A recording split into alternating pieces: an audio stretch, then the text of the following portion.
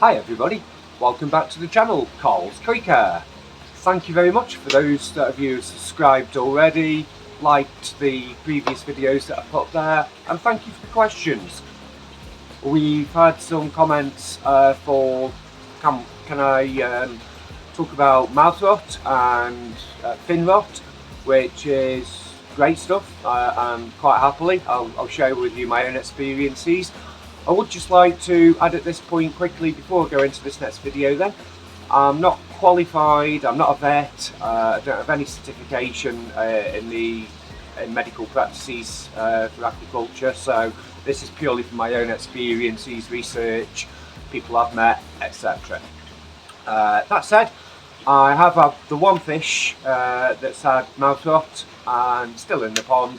I'll net and bowl him in a second and show you fully recovered, but you can just see that it's not fully regenerated all of its lip, and in the centre it's just got like a little bit of a dent. Looks like a little bit of cleft lip if you like. So, but fully healed and recovered, and that was from using a process of painting it with a malachite green on the cotton bud every other day. It was small enough for me to handle with just the one hand. I think it was about 8-10 inches maximum at the time, and so I could just carefully net it, lift it, paint it, slip with some malachite and return it to the pond. Did that for about 2 weeks and it was fine. Of course, not every fish is going to be easy to handle and just be able to hold still with the one hand and calmly while you're able to paint it, slip and return it to the pond. And alternatively, we could look at sedation. Let me show you the fish and then we'll move on to that.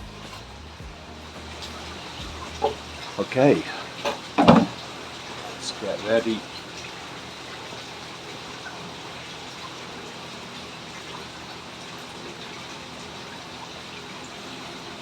Carefully move the net, not his speed, and we'll just bring him up to the surface. Just hold him for comfort.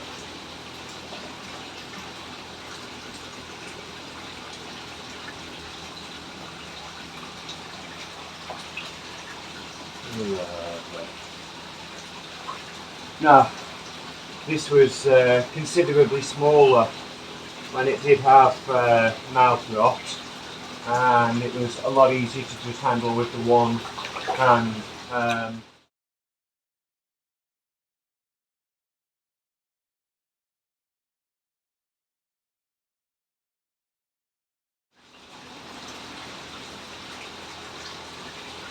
Not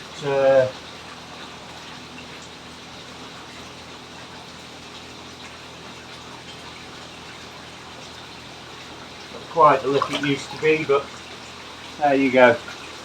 As I say, I painted it with malachite green, using the cotton bud. I could hold it firmly with the one hand, and all completely healed.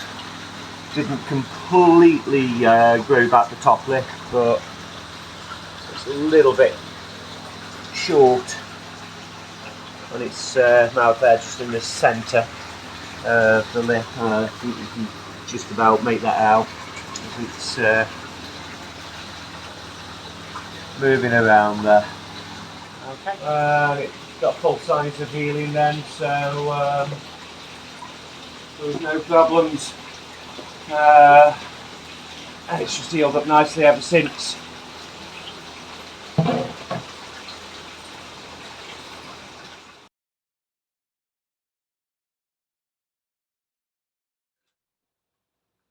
Okay, so looking at mouth rot with the latter form of treatment, which will be sedating the fish, and then whilst we've got it under, doing some topical treatment around that infected area.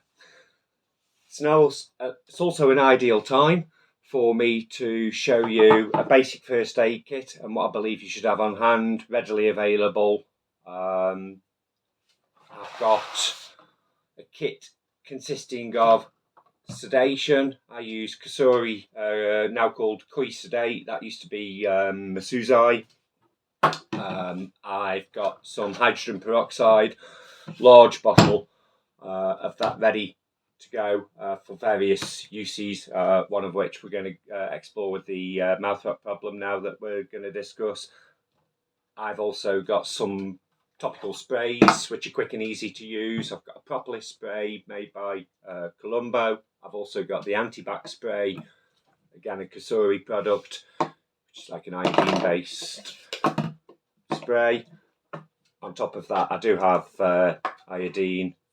It's more povidone iodine form. I've got top coat sealer, again another Kusuri product, which I'm going to save to one hand and use that as a demonstration as part of the treatment. More top coat sealer. Powder, got some Receive powder. That's great and going to be used as part of this treatment I'm going to show you now, talking about the mouth rot topic. And I've got some malachite green. I've also got propolis seal. Sounds the propolis wound seal. It's an NT Labs one. It's a thick tar liquid, and again that's great, like the top coat sealer, for sealing your wounds when we're dealing with stuff like this. Two forms of cotton buds and cotton pads. Buds for applying, pads wiping off stuff like hydrogen peroxide. Go through in a moment.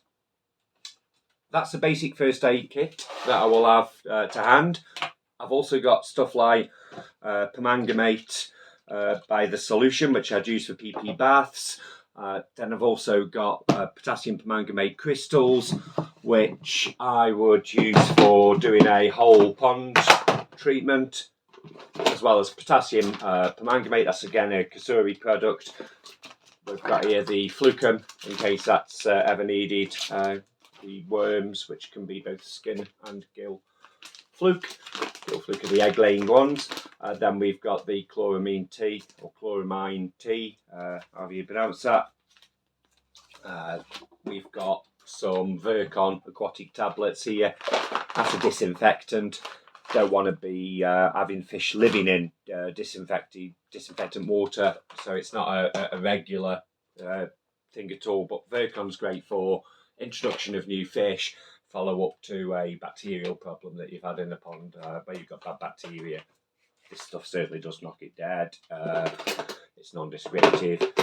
So that's the various water treatments, medications, products that I like to have on hand and readily available as and when problems arise, and they will be necessary.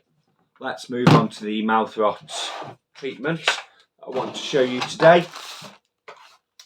What I would do, if I was not able to confidently hold it with one hand and it was small enough to do so, and just get some of the malachite green, as I say, which is what I did with my Kikusu when it was a lot smaller, the one that I've netballed and showed you before.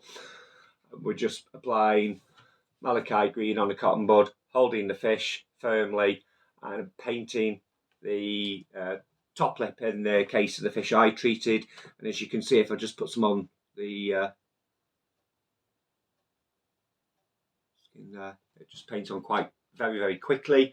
That will just seal over the area. Quick blow like that, and then return it to the pond. And by doing so, you can see I've just used my temporary pond here. You can see that that is just stained on and serving its purpose of just protecting it and giving it a bit of a anti-bacterial help to let it, along with its own immune system, fight that mouth rot and get it back under control. So for mouth rot, if I needed to sedate the fish, wasn't confident to handle it, and paint some malachite green on it, it wasn't small enough, or if I thought it was angry and probably detected at a late stage, I certainly wouldn't be just painting malachite green on it then. So for one, I'd caught that early with mine. As soon as I spotted it, first signs of mouth rot, I was painting it every other day for a fortnight, and it was recovered and no problems. But if it has already got quite bad, then let's have it under and follow this particular plan, which is to have some hydrogen peroxide, which I've just tipped a little bit into this glass here. You dip your cotton bud in hydrogen peroxide, wipe that over the area that's got the problem, and let that fizz. You'll see it foam up. It's quite intensive stuff as your 6% hydrogen peroxide solution. After about 30 seconds fizzing up, get a cotton pad, wipe the area off, and that will have killed the infection, so that it's not going to spread any further and continue tracking, as it were. Once you've done that, I've got some iodine here that I've got on hand in another glass. Just dip your cotton bud in some iodine, apply that over where you've had the hydrogen peroxide. So I'll just use the base of my on my hand here. And you just pop some iodine on there like so. You'd let the iodine soak in for a second or two. You'd put some adhesive powder over the top of the iodine and just give that a little blob of iodine, fresh cotton bud head, and just sort of spread that over the area that we're treating. That's already had the iodine. There we go. That's the adhesive powder on top. Blow the worst off, and then you would use a top coat sealer.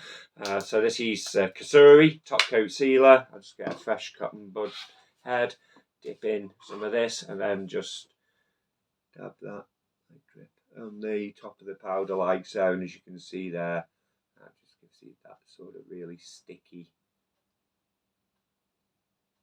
seal.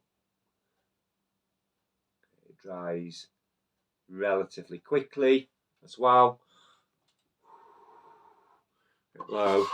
I can feel that that's dry already, and probably difficult to see. It's probably more or less skin colour, but I've got a little patch there on my skin, and that patch is completely waterproof, and that will do the trick. You'd probably use a follow-up treatment if you were doing it like that and you thought it was necessary. Keep an eye on the fish and observe it, and do a follow-up treatment approximately a week later. A week later, though, if it was showing signs of healing and recovery, don't go in with the hydrogen peroxide.